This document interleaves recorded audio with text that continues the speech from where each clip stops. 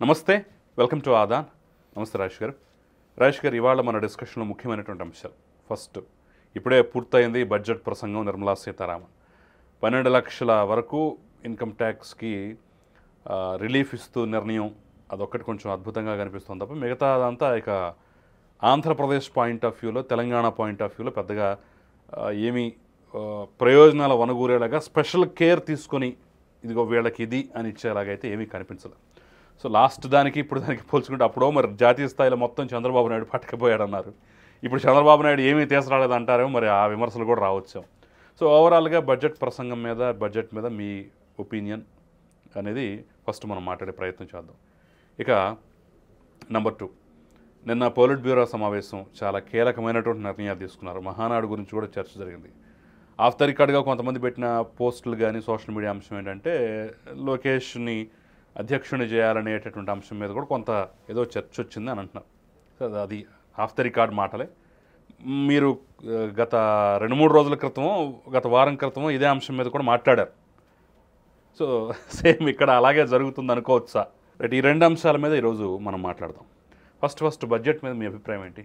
గత జనవరి నెల మొత్తం కూడా బహుశా నిర్మలా సీతారామన్ గారు ట్రోల్ అయినంతగా సోషల్ మీడియాలో దేశంలో ఉన్న మరే రాజకీయ నాయకులు అంతగా ట్రోల్ అయి ఉండరు.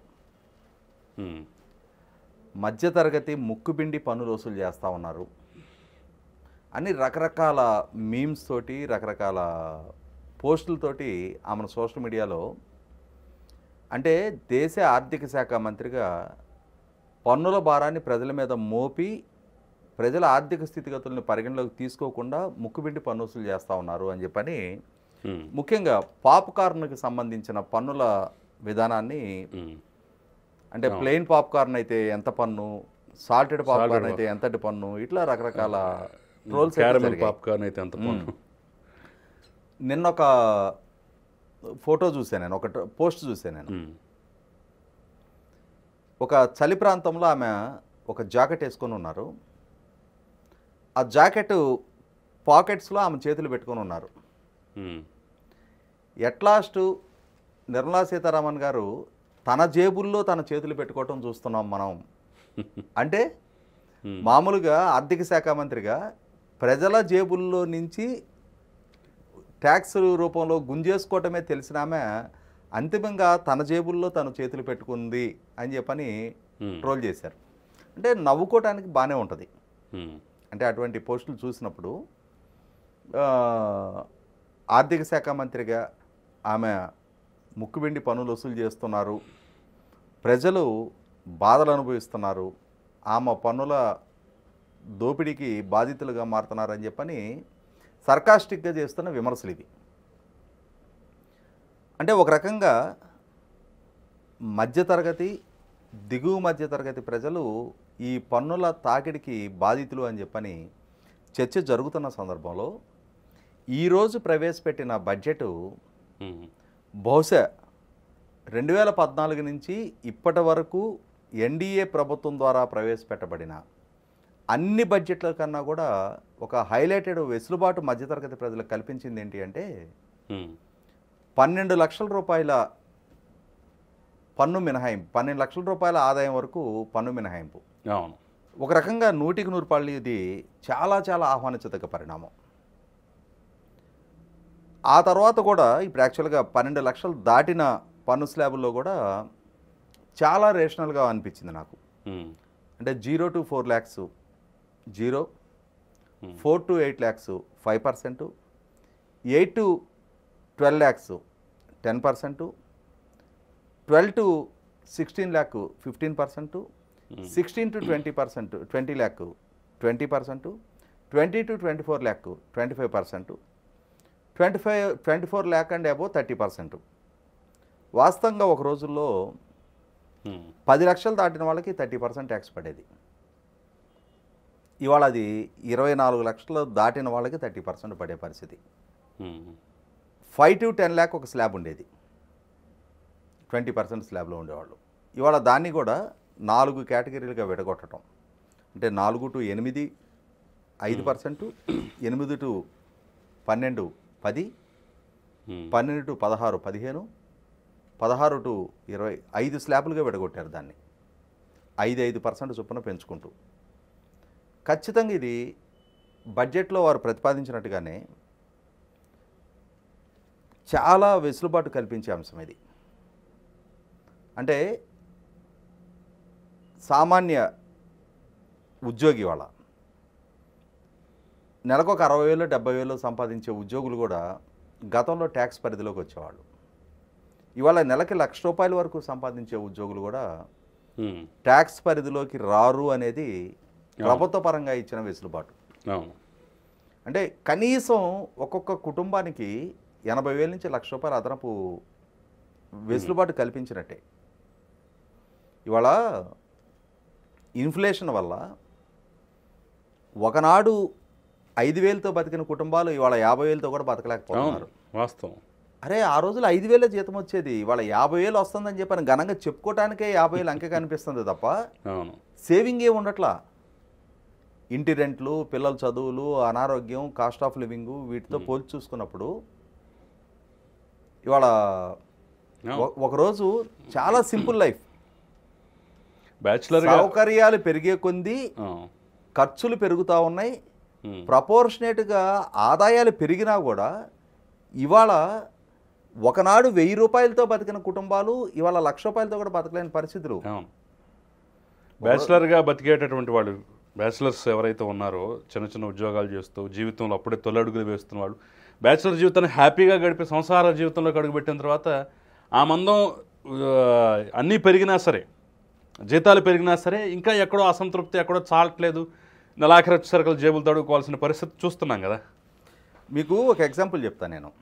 ఒక 40 years బ్యాక్, 30 years బ్యాక్, ఎగ్జాక్ట్గా మాట్లాడుకుంటే 32 years బ్యాక్, 1993లో అప్పటికి మా తమ్ముడికి ఇంజనీరింగ్ పూర్తయిపోయి ఉంది. తన ఈసీఎల్లో శాటిలైట్ కమ్యూనికేషన్స్లో అప్రెంటిస్షిప్ చేస్తూ ఉన్నాడు. తనకి ₹1,120 స్టైఫండ్ ఇచ్చేవాళ్ళు. తనతో పాటు మా గ్రామానికి సంబంధించిన ఇంకొక 2 కుర్రాళ్ళు రూమ్లో ఉండేవాళ్ళు. వీళ్ళు ముగ్గురు కలిపి వాళ్ళే వంట చేసుకుంటుండేవాళ్ళు. అందులో ఒకడు ఐటీఐ కంప్లీట్ చేసి అప్రెంటిస్షిప్ చేస్తూ ఉన్నాడు.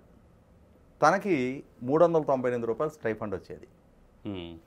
ఇంకొక అతను పాలిటెక్నిక్ కంప్లీట్ చేసి అప్రెంటిస్షిప్ చేస్తూ ఉండేవాడు. తనకి ₹580 ఎంతో అప్రెంటిస్షిప్ స్టైఫండ్ వచ్చేది. అప్రెంటిస్షిప్ స్టైఫండ్ ₹580 వచ్చేది. ఈ ₹398, ఈ 580, ఈ ₹1,120 సంపాదించేవాళ్ళు ఆ రూమ్ రెంట్ కట్టుకొని వాళ్ళు ఇంటి దగ్గర నుంచి రూపాయి తెచ్చుకునే అవసరం లేకుండా సస్టైన్ అయ్యారు హైదరాబాద్ సిటీలో. ఇవాళ నెలకి అదే బ్యాచులర్ లైఫ్ 30-40 సంపాదించేవాడు కూడా ఆ రోజులు బతికినంత కంఫర్ట్గా బతకలేని పరిస్థితి.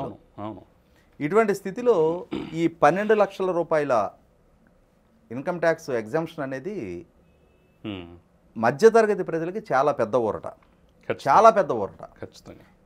అంటే ప్రతిపక్షాలు ఢిల్లీ ఎన్నికలు రాబోతున్నాయనో, లేదు బీహార్లో రాబోయే ఎన్నికలను దృష్టిలో పెట్టుకోనో ఈ విధమైన వెసులుబాటు కల్పించారు అని చెప్పని ఒకవేళ అంటే ఆ వెసులుబాటు క్రెడిట్ ప్రభుత్వానికి దక్కకుండా దాన్ని డైల్యూట్ చేసే ప్రయత్నం చేసినా కూడా 100కి 100 ఇవాళ మధ్యతరగతికి అయితే చాలా పెద్ద వెసులుబాటు. ఇప్పుడు మధ్యతరగతి దగ్గర సేవింగ్ ఉంది. ఆ సేవింగ్ను వాళ్ళు మార్కెట్లో ఖర్చు పెడతారు కదా, మనీ రొటేషన్లోకి వస్తుంది కదా, వివిధ వర్గాల ప్రజలకు ఉపాధి దక్కుతుంది కదా. కాబట్టి ఖచ్చితంగా ప్రభుత్వం తన ఆదాయాన్ని సాక్రిఫైస్ చేస్తూ ఈ వెసులుబాటు కల్పించడం జరిగింది. ఇక రాష్ట్రాల పరంగా మనం మాట్లాడుకుంటే మీరు ప్రస్తావించిన 2024 జూలైలో ప్రవేశపెట్టబడ్డ పూర్తిస్థాయి బడ్జెట్, అంటే అంతకుముందు ఎన్నికల నేపథ్యంలో ఓటాన్ అకౌంట్ బడ్జెట్ ప్రవేశపెట్టారు. 2024 జూలైలో ప్రవేశపెట్టబడ్డ పూర్తిస్థాయి బడ్జెట్లో ఆంధ్రప్రదేశ్ రాష్ట్ర ప్రస్తావన పదే రావడం జరిగింది. ఆ బడ్జెట్తో పోల్చి చూసినప్పుడు ఇప్పుడు బడ్జెట్లో ఆంధ్రప్రదేశ్ ప్రస్తావన అంటూ లేదు. ఆ బడ్జెట్లో ఆంధ్రప్రదేశ్ రాష్ట్ర రాజధానికి నిధులు కేటాయించారు. అలాగే ఆంధ్రప్రదేశ్లో ఉన్న విశాఖపట్నం చెన్నై ఇండస్ట్రియల్ కారిడార్లో ఉన్న కొప్పర్తి నోడ్ ఇండస్ట్రియల్ నోడుని, అలాగే బెంగళూరు హైదరాబాదు ఇండస్ట్రియల్ కారిడార్లో ఉన్న ఓరకల్లు ఇండస్ట్రియల్ నోడ్ని ప్రత్యేకంగా ప్రస్తావించారు. కానీ ఇక్కడ గమనించుకోవాల్సింది ఏంటి అంటే వాస్తవంగా బడ్జెట్లో పోలవరానికి ఎంత కేటాయింపులు అనేది ప్రతిపాదించాల. కానీ తర్వాత రోజుల్లో పోలవరానికి వేల కోట్ల రూపాయలు శాంక్షన్ చేయడం జరిగింది. ఇవాళ పోలవరం ప్రాజెక్టు నిర్మాణం మళ్ళీ తిరిగి వేగం పుంజుకోగలిగింది. అలాగే విశాఖపట్నం స్టీల్ ప్లాంట్ ప్రైవేటైజేషన్ కాకుండా 11,440 కోట్ల రూపాయలు దాని బడ్జెట్లో ప్రతిపాదించాల.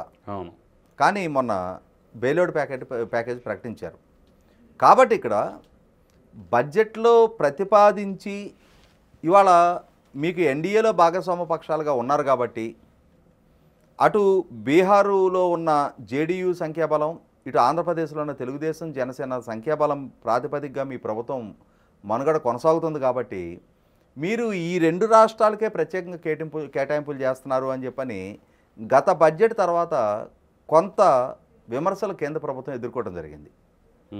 అంటే ఇక్కడ ఈ విమర్శలు చేసేవాళ్ళు కూడా గమనించుకోవాల్సింది ఏంటి అంటే ఆంధ్రప్రదేశ్ రాష్ట్రం పార్లమెంటు వేదికగా విభజనకి గురైంది.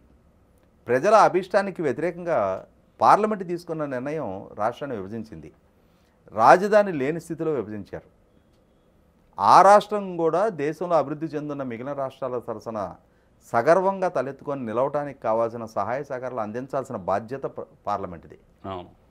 2015లో రాష్ట్ర రాజధాని శంకుస్థాపనకు వచ్చిన రోజు ప్రధానమంత్రి నరేంద్ర మోడీ గారు స్వయంగా చెప్పడం జరిగింది, పార్లమెంటు నుంచి మట్టి నీరు తీసుకొచ్చాను, నేను యమునా నీరు పార్లమెంట్ నుంచి మట్టి తీసుకొచ్చాను, పార్లమెంటు మీ రాష్ట్రానికి అండగా ఉంది అనే సంకేతంగా దీన్ని భావించవచ్చు, పార్లమెంటు మీకు అండగా నిలుస్తుంది అని చెప్పని ఆయన వాగ్దానం చేయడం జరిగింది. కానీ వాస్తవరూపంగా అది 2024 బడ్జెట్ ద్వారా అసలు సిస్సలు అండగా నిలుస్తున్నట్టుగా మనకు ఒక సంకేతం ఇవ్వటం జరిగింది. కానీ ఇప్పుడు ఈ బడ్జెట్లో వచ్చేటప్పటికీ ఆ విధమైన ప్రత్యేక కేటాయింపులు ఆంధ్రప్రదేశ్ రాష్ట్రానికి చేస్తున్నట్టుగా ఆంధ్రప్రదేశ్ రాష్ట్ర ప్రస్తావన బడ్జెట్లో రాల. అదే సందర్భంలో బీహార్కి గ్రీన్ పోర్ట్ ఎయిర్పోర్టు, మకానాబోర్డ్ ఎయిర్పోర్ట్ లాంటివి బీహార్లో ఏర్పాటు చేస్తున్నట్టుగా మనం బడ్జెట్లోనే బీహార్ రాష్ట్రాన్ని ప్రస్తావించడం జరిగింది. బహుశా దానికి ఏం చెప్తారంటే బీహార్లో రానున్న అసెంబ్లీ ఎన్నికల దృష్ట్యా బీహార్ మీద కొంచెం ప్రత్యేక ప్రేమ చూపిస్తున్నారులే అని చెప్పారంటే రాజకీయ పక్షాలు రాజకీయపరమైన ఆలోచన చేస్తాయి. ఇప్పుడు ఒక రాష్ట్రంలో ఎన్నికలు ఎదుర్కోబోతున్న సందర్భంగా ప్రభుత్వం చేతిలో ఉన్నప్పుడు ఆ రాష్ట్ర ప్రజలకు లబ్ధి చేకూర్చి తద్వారా ఓటు దండుకోవడంలో తప్పులేదు. ఇప్పుడు ఆ రాష్ట్రానికి మా చేతిలో ఉన్న అధికారం ద్వారా మీకు మేలు చేశాము, మమ్మల్ని మరోసారి పరిగణలోకి తీసుకోండి అని చెప్పని అభ్యర్థించడాన్ని మనం తప్పట్టాల్సిన నష్టం లేదు. అదే సందర్భంలో ఇందాక మనం ప్రస్తావించుకున్నట్టుగానే బడ్జెట్లో ప్రతిపాదించుకున్న స్టీల్ ప్లాంట్ లాంటి గ్రాంట్లు ఎలా దక్కాయో ఇప్పుడు మొన్నటి పూర్తిస్థాయి బడ్జెట్లో రాష్ట్రానికి చేసిన కేటాయింపులను అనుసరించి రాష్ట్ర రాజధాని నిర్మాణానికి టెండర్ల ప్రక్రియ జరుగుతూ ఉంది. రాష్ట్ర రాజధాని నిర్మాణ పనులు వేగం పుంజుకోబోతూ ఉన్నాయి. పోలవరం నిర్మాణం వేగం పుంజుకోబోతూ ఉంది. పారిశ్రామిక పెట్టుబడులు గ్రౌండింగ్ అవుతూ ఉన్నాయి. కాబట్టి ఇవాళ వడ్డించేవాడు మనవాడైతే కడబంతినున్నా అందుతుంది అనే సామెతని నిజం చేస్తూ 100% బడ్జెట్లో ఏం మెన్షన్ చేశారనేది అప్రస్తుతం. ఆంధ్రప్రదేశ్ రాష్ట్రానికి ఇక్కడున్న రాజకీయ కంపల్షన్ దృష్ట్యా అంటే సంకీర్ణ ప్రభుత్వాల్లో ఇవాళ ఎన్డీఏలో తెలుగుదేశం పార్టీ, జనసేన 18 మంది పార్లమెంటు సభ్యుల సంఖ్యాబలం, ఆంధ్రప్రదేశ్ రాష్ట్రం నుంచి భారతీయ జనతా పార్టీ నెగ్గున్న ముగ్గురు సభ్యుల సంఖ్యాబలం ఇవాళ ప్రభుత్వ ఏర్పాటులో కీలకం. ఈ కంపల్షన్ అనేది ఒకటే కాకుండా విభజన జరుగున్న రాష్ట్రం ఇవాళ దక్షిణాదిలో మిగిలిన రాష్ట్రాల సరసన అన్ని రంగాల్లో కూడా పారిశ్రామిక పెట్టుబడులు, పారిశ్రామిక సంస్థల గ్రౌండింగు, ఉపాధి కల్పన, పర్ క్యాపిటల్ ఇన్కమ్, అప్పులు, అత్యధిక వడ్డీ రేట్లు, దారుణమైన రోడ్ ఇన్ఫ్రాస్ట్రక్చరు, వీటన్నిటిని పరిగణలోకి తీసుకుంటే ఆంధ్రప్రదేశ్ రాష్ట్రం చాలా అధోగతిలో ఉంది.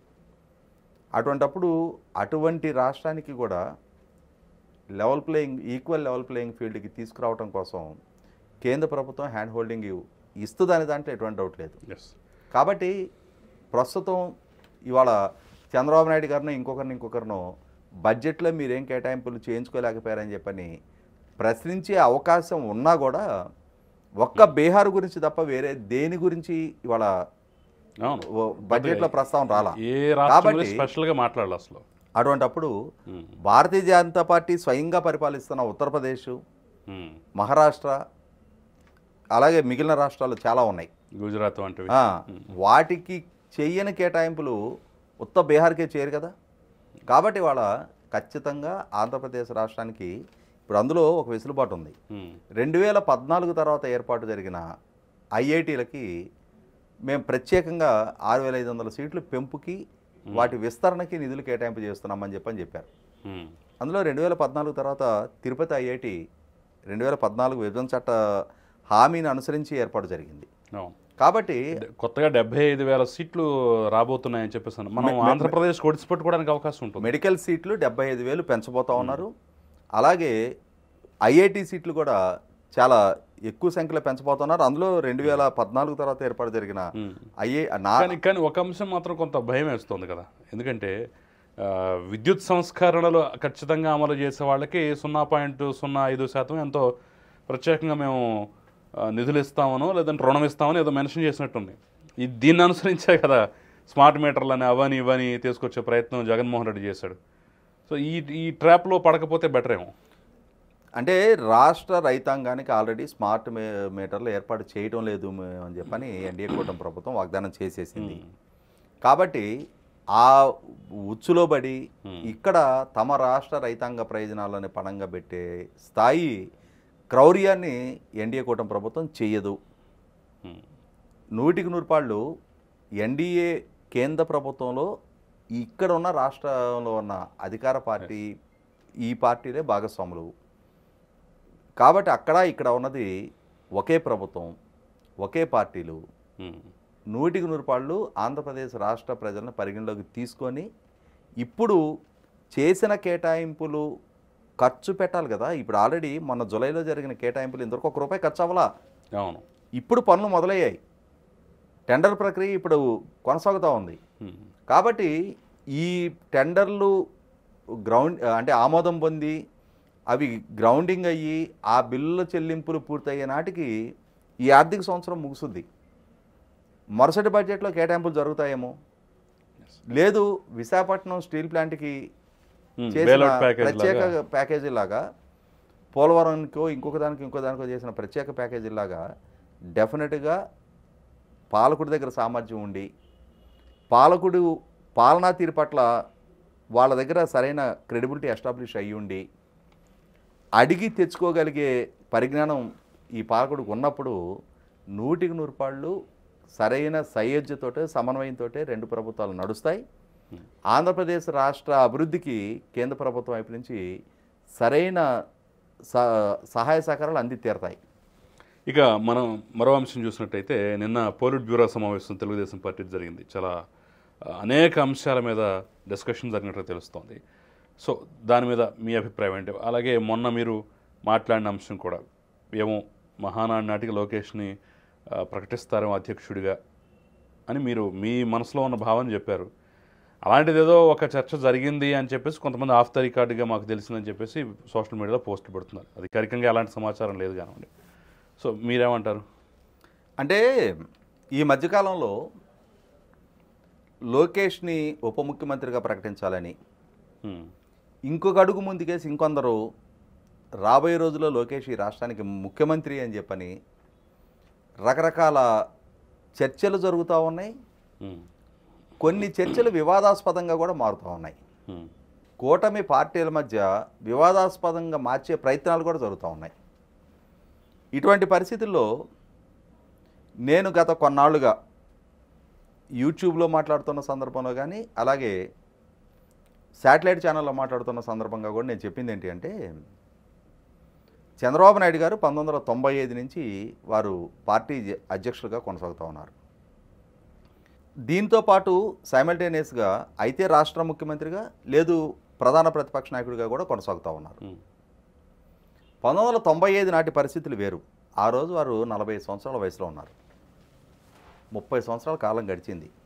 ఇవాళ వారు 75వ సంవత్సరంలో ఉన్నారు. రేపు ఏప్రిల్ 20కి 75 సంవత్సరాలు పూర్తిగానున్నాయి.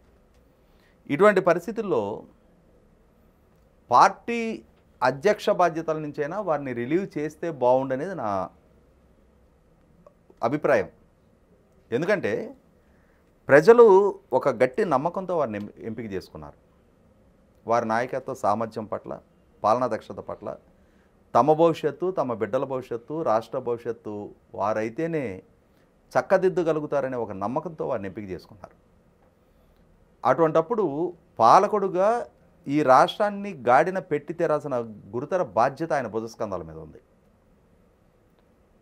ఆయన వయసు రీత్యా ఆయన ఎనర్జీ పూర్తి స్థాయిలో పాలకుడుగా ముఖ్యమంత్రి విధుల మీద కేంద్రీకరించాల్సి ఉంది. కాబట్టి ఇప్పటి వరకు పార్టీ అధ్యక్ష బాధ్యతలు కూడా సైమల్టేనియస్గా వారే కొనసాగిస్తూ వస్తున్న నేపథ్యంలో ఆయన నుంచి ఆ బాధ్యతలైనా రిలీవ్ చేస్తే బాగుండనేది నేను ప్రతిపాదించాను. ఉప ముఖ్యమంత్రో ముఖ్యమంత్రో వీటి ప్రస్తావన ఇప్పుడే అవసరం లేదు. తను వాళ్ళ మంత్రిగా కొనసాగుతూ ఉన్నాడు. మంత్రిగా తన విధులు చాలా సక్రమంగా సకాలంలో స్పందిస్తూ తన మంత్రి విధులను నిర్వహిస్తూ ఉన్నారు. ఇటువంటప్పుడు పార్టీ అధ్యక్ష బాధ్యతలు కనుక తనకు అప్పచెప్తే బాగుండు. ఆల్రెడీ 3 సార్లుగా తను జాతీయ ప్రధాన కార్యదర్శిగా పార్టీ మీద తనదనే ముద్ర వేస్తున్నాడు. ఇవాళ దేశంలోనే మొట్టమొదటగా ఏ రాజకీయ పార్టీ ఆలోచించిన దానికి భిన్నంగా కార్యకర్తలకు ఇన్సూరెన్స్ సౌకర్యం కానీ, కార్యకర్తల సంక్షేమ నిధి ఏర్పాటు కానీ, అలాగే 2009లో ఇవాళ చాలా ప్రభుత్వాలు, చాలా పార్టీలు ప్రస్తావిస్తూ వస్తున్న డైరెక్ట్ బెనిఫిట్ ట్రాన్స్ఫర్, దాన్ని ఆ రోజు 2009 ఎన్నికల నాడే ఆ రోజు తెలుగుదేశం పార్టీ మేనిఫెస్టోలో కూడా పెట్టించున్నాడు. ఈ విధంగా వినూత్నంగా ఆలోచించగలిగే కొత్త జనరేషన్ నాయకుడై ఉన్న లోకేష్ లాంటి యువకుడికి పార్టీ అధ్యక్ష బాధ్యతలు అప్పచెప్పిన పక్షంలో చంద్రబాబు నాయుడు గారికి చాలా రిలీఫ్ ఇచ్చినట్టు అవుతుంది.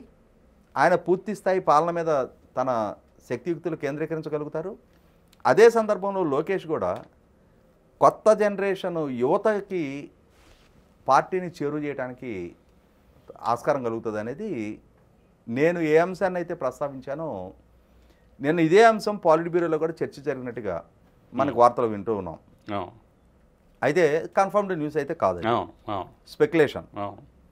ఇదే సందర్భంలో జూన్ నాటికి మార్కెట్ కమిటీలు, టెంపుల్ కమిటీలు లాంటి అన్ని నామినేటెడ్ పోస్టులు భర్తీ చేస్తామనేది ఒక నిర్ణయం. అలాగే జగన్మోహన్ రెడ్డి పాలనా హయాంలో బాధితులుగా మారి అక్రమ కేసులకి బలైపోయిన ప్రభుత్వోద్యోగులైనా, లేదు తెలుగుదేశం మిత్రపక్షాల శ్రేణులైనా, వీళ్ళ ఈ కేసులని వీలైనంత త్వరగా ఆ భారాన్ని నుంచి ఆ శ్రేణుల్ని విముక్తి చేయాలి అని చెప్పని. అక్రమ కేసులు, జెన్యూన్ కేసులు అయితే తీసేయడానికి ఎవరు ప్రయత్నం చేయరు. అటువంటి సాహసానికి ఒడిగట్టి చేతులు కాల్చుకో ఆస్కారం కూడా ఉండదు. అక్రమ కేసులని నిర్ధారణ జరిగిన కేసుల్ని రాజకీయ కక్ష సాధింపు ధోరణితో కేవలం రాజకీయ ప్రత్యర్థులు కాబట్టి అని చెప్పని నమోదు చేసి వేధింపుల్లో భాగంగా నమోదు చేయబడ్డ కేసుల్ని ఆ భారం నుంచి శ్రేణులను విముక్తి చేయాలనేది గత 7 నెలలుగా చర్చ జరుగుతూ ఉంది. అమరావతి రైతాంగం మీద, రాష్ట్ర వ్యాప్తంగా ఉన్న ప్రతిపక్ష, ఆ రోజు జగన్మోహన్ రెడ్డి గారికి ప్రతిపక్ష పార్టీల శ్రేణుల మీద నమోదు చేసిన కేసుల్ని తొలగించాలి అనేది ఒక చర్చ జరుగుతూ ఉంది. అదే సందర్భంలో జగన్మోహన్ రెడ్డి గారి పాలనా హయాంలో జరిగిన అకృత్యాలు, అరాచకాలు, ఆక్రమణలు, దాడులు, దౌర్జన్యాలు, అవినీతి, వీటి మీద ఒక డెడికేటెడ్ విచారణ సంస్థ ద్వారా విచారణ జరగాలి.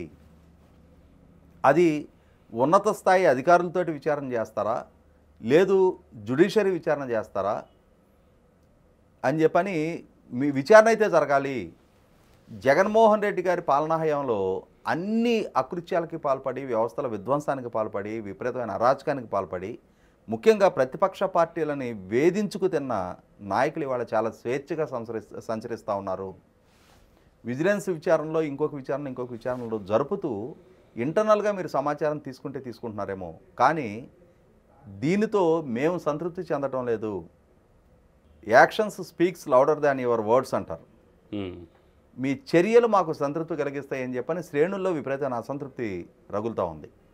చర్యలు ఆశిస్తున్నామని చెప్పని పదే పదే వాళ్ళ నాయకత్వాన్ని కూడా ప్రశ్నిస్తూ ఉన్నారు. ఇటువంటి స్థితిలో ఒక ట్రిబ్యునల్ ఏర్పాటు చేసి వీలైనంత వేగంగా ఈ కేసుల విచారణ జరిగేయడానికి ప్రయత్నం చేద్దామని చెప్పని కూడా చర్చ జరిగినట్టుగా వార్తలు వింటున్నాం.